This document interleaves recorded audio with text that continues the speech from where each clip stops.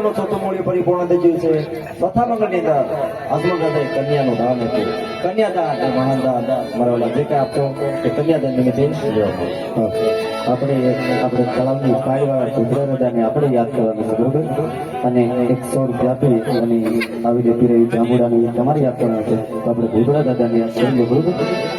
હા, તો નાના ખોટોડા ગામને પાદરો જે ભૂતરા દાદા બેઠા છે તે ભૂતરા દાદાને યાદ કરવા છે. કારણ કે મહેશભાઈ અમે 3 મહિના ત્યાં આખ્યાન શીખ્યા અને એમની દયાથી આખ્યાન અમારે એક ટોકર પણ ખાધા વિના એમને મર્યાદા આવેલા છે. કારણ કે આખ્યાન 3 મહિના શીખ્યા તો કોકને નવાઈ લાગે. રાજા બોલાવે, રાણી આવજો, પ્રધાન બોલાવે, રાજા આવજો, એવું જ આવે.